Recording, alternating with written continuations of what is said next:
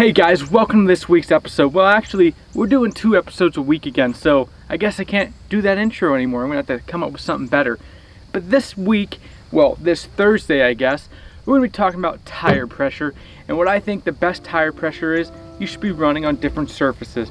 Now, I will say that this is my opinion, and everyone's gonna be different, and there's so many different factors that go into picking a correct tire pressure for you. So don't take my word as gospel, you know, take it with a grain of salt because I'm not always right, but this is what I use and I'm sometimes right. So let's go ahead and hop into the pros and cons of changing up your tire pressure. A lot of people don't even like messing with it, but if you're gonna be off-roading, it's gonna help you a ton. So the pro is you're gonna get added traction. You know, for me, I don't have a locking diff, and a lot of guys say I shouldn't even be off-roading this, but I need all the benefits I can get. So we air down, get some more traction, and it goes like a breeze. Another pro we can look at here is going to be ease on the drivetrain. It's gonna take a lot of the shock out of your off-roading experience. Those tires are gonna be squishy. It's gonna help everything on your truck while you're off-roading. Secondly, is gonna be a big one, it's gonna be comfort. If you're ever on an off-road trail when you're just coming off a highway and you hit some washboards and you got like 35 pounds of pressure in your tires, they're gonna feel like you hit washboards. Versus if you take that pressure down, they're gonna feel a lot better and you're not gonna need your back looked at when you're done. There are cons, and the really big one that people need to pay attention to, and I think this is what holds people back from messing with their tire pressure off-road, is blowing the bead off. That means when you blow the tire off the wheel and it can't hold air anymore. There's a couple little tricks, I'm not gonna go into them, that you can, on the trail side, get that air back up. Probably not YouTube safe and not safe at all, but there's some tricks out there, but it's gonna hold people back. Another con is gonna be excess wear. If you're not airing up after you're done going slow over the trails and you hit the main road going fast, that lower pressure is going to increase the heat on the tire, which increases the wear on the tire. Tires are expensive, we don't wanna wear them out prematurely. Okay, now that we got all the pros and the cons out of the way, I do wanna talk about what we need to have before we even think about messing with our air pressure. First off, you need to have a way to air back up. May that be a very close off the trail air compressor, you have an onboard setup, something. If you air down and have no way to air back up and you have to drive a far distance on low tire pressure, you're gonna have issues, you could wreck, it's not safe, don't do it.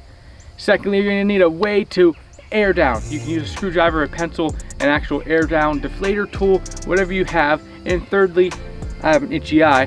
Thirdly, you're going to have an air pressure gauge, because if you're gonna rely on the inside of the truck to tell your air pressure, you're already in a losing battle.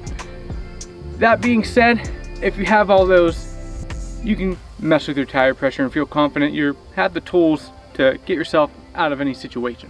What you need to understand here is I'm running Method wheels and aftermarket tires. This is an aftermarket setup. So if you're running stock, you're gonna have a little bit of a different opinion about my pressures that I run. That's because, well, the Methods have a little bit of a different bead technology to hold that at lower pressures, and I feel comfortable going at lower pressures with this setup. Now that I got that out of the way, and I just want to say that because I don't want somebody to listen to this with stock tires, go down, put 10 pounds in, and blow the bead and be like, oh, this guy. So just another little disclosure there, just so you know. Now, let's talk about the main road. Now on the main road, typically I'm running between 35 and 37. Right now I'm running 37. It's getting colder here. The higher the heat is, more air pressure. I don't know how well everybody knows tire pressure, but that's how it works. So I had about 3 more pounds in to compensate for the winter coldness. That's my on-road setup. I find it works good. Now some people do like to run their tire pressure a little bit lower than 35 to 37. I run it there just because I felt if I go lower on the main roads, the truck is wobbly. Now this is not a 10-ply setup like my old tires were, so that probably is the reason why I don't like it. I know a lot of people aren't running 10-ply, but that's me. I like a little bit of a stiffer ride when I'm on the road, coming from sports cars and whatnot. That's how I like to have my truck set up. Okay, now listen, we're gonna talk about some off-road stuff. Around here, and most people are gonna be on some gravel roads, maybe a good bit of potholes, forest service roads, that kind of thing. And typically, Most people wouldn't air down, but if you're gonna be on there for a while, say you're spending a weekend, I would air down just to have a more comfortable ride and be able to enjoy it a little bit better. So I typically would run between 18 and 23 pounds for that kind of stuff. That makes sure once you hit washboards going up a dirt hill, you know, it feels a little bit better. Everything just feels smoother when you're doing that. If you run a higher pressure, the same stuff you run on the main road, it's gonna be stiff. Those potholes are gonna be annoying if you spend a weekend out there. Now the next terrain I want to talk about is everyone's favorite. That is some nice big rocks and doing some rock crawling. Now for this, we're gonna be going slow. Low and slow is the motto for rocks. So we're gonna be running around 10 to 12 pounds of pressure in these tires, put it in low lock, and let this Toyota climb. That's kind of how we tackle rocks, and I think probably how you should. In my last video, I didn't do that, and it was a rough ride. And I was running the same pressure I was running off the highway. Now it's because I actually don't have onboard air on this yet, and no way to set it up. So anytime I air down, I have to make sure there's a place very close. Like when we were at the beach, and they had air stations on each beach exit. So I'm gonna have to get a setup for this because that ride was rough trying to off-road with 35 pounds of pressure in these tires. I do want to mention that when you're on rocks, maybe a little bit higher than 10. 10's like a threshold, only because these tires are gonna be getting beat up pushing against those rocks, and there's a really high chance you're gonna blow off the bead.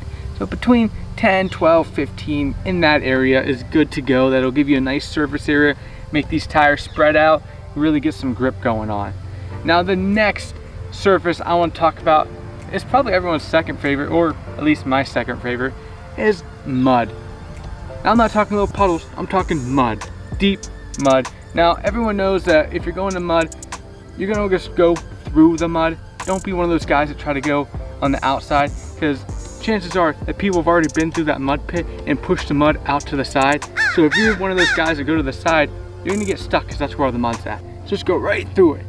But anyways, about 15 pounds, spread that tire out, give you a nice surface area to dig through that mud and get you out of there. Okay guys, now the next surface is a good time. We'll talk about sand. I love driving in the sand along the beach, except I don't like dealing with the salt, but that's okay. Now listen, sand's fun, but the name of the game in sand is to really get these tires spread out. We want more surface area because that surface is so fine and you can sink in. So the bigger surface area you have, the less chance you're gonna sink down in there and be able to cruise through the sand a little bit better.